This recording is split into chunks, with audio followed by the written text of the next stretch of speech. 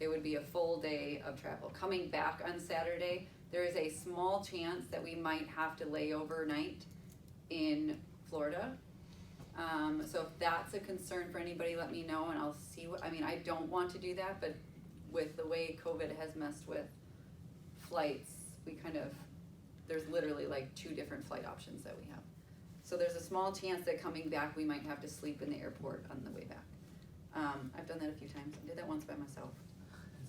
It's not that bad. So It's an adventure. It is. Part of the adventure. So Saturdays would be travel days. Sunday is a church day. So they do church from about 9 until noon or 1 in the morning or in the afternoon. It's hot. It's hot. It's an open church. It's just made out of a bunch of containers with a roof over it. But it's hot. And so they do church, and then after church we would eat lunch. We'd have the afternoon to just kind of hang out. And again, what I think we might end up doing is a small tour of what GBCM does. Go see the farm. Go see some of the churches, go visit the clinic real quick.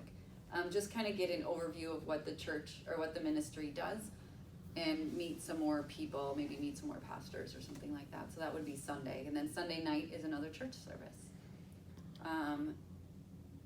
Church is nothing like here. It is loud and energetic and the most Holy Spirit filled thing you will experience. They do sound angry when they preach often, but they're not. And then, so that's Sunday, that's church. And then my thought is, this is where I need input from you guys. My thought is our focus for the trip would be to give kind of a day camp for the kids. So they won't be in school. So there's 125 orphans, plus the kids outside the orphanage, who have all day to do whatever. They have been giving them trade schools to go to and stuff like that as they get older, but it just would be really helpful actually to them if we gave them something productive to do for a whole week. And so my thought would be in the morning we would focus on the little kids. Some kind of day camp of some sorts. What it is, we can, they just, whatever you want to do for them. They love songs, they love singing, they love crafts. They love all of it. And then the afternoon, I thought we could do a sports camp for the older kids. The second to last trip, I brought a volleyball to play with the kids, and they loved it. Like, they loved it. I did not bring enough volleyballs because they are not easy on their stuff, and it popped all in the second day. But they loved it. So they love volleyball. All of them love volleyball. They love basketball. They love soccer. I mean, could this group be any more perfect for this trip? Like, it's everything our group does, and it's what they love. So Noah and Seth, I don't know if we could teach them anything about soccer because they're really, really good. Yeah, they're crazy. No, I don't think I have that skill set. I have collegiate goalie experience, but that means nothing in another country. But I thought, like, volleyball and basketball, they can play, but it'd be fun to, like, actually teach them the sport, right? They can do the things, but to teach them the sport would be really cool. And we've got coaches over here, so we're good. Right. Super fun. So that's my thought. And then obviously the other times it would be really fun to take the kids to the river. So this is the river where Livy got baptized when we went there a few years back. And we just go in this river and swim. One thing to note is in Haiti, the river is also many people's shower. It's many people's kitchen sink. It's many people's laundry. So it is not pure water.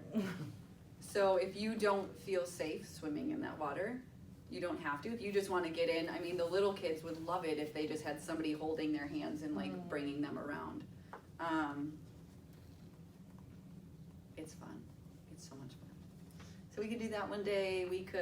There's all these options of what we can do. And it really depends on A, the amount of money that we raise, and B, what you guys have as interests. One thing I love about GBCM is that they are somebody who, they don't say, this is what we do, how are you going to do the things we need? They really look at what are the gifts you're bringing and how can it fit into our mission? how can we take who you are and who God has created you to be and fit that into our mission? And their mission is to bring the light and hope of Christ into the darkest places of Haiti. That is their focus. They do that by, they have, the numbers probably have changed. They have about 17 churches that they run. They have 20 schools, Christian schools that they have. They have an orphanage, a clinic, and a farm. They have a 40-acre farm. That has a really cool story behind it.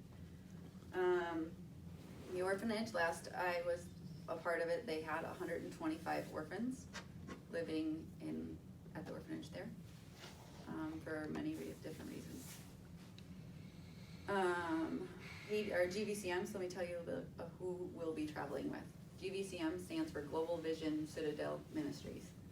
Global is their desire to impact the entire person, the entire community of Christ. So they have a global vision. Global vision, there you go. Citadel, the Citadel is like the national landmark of Haiti. It's a building that was created, it was built in Camp Haitian up on the northern tip. And it's a giant fortress that they used for when the French were going to invade. They built this giant fortress, they were ready to go, and then they didn't use it because they got their freedom. Since then, there has been, as with all countries' histories, a lot of other reasons they've used that fortress, but in general, the Citadel is almost like the American flag.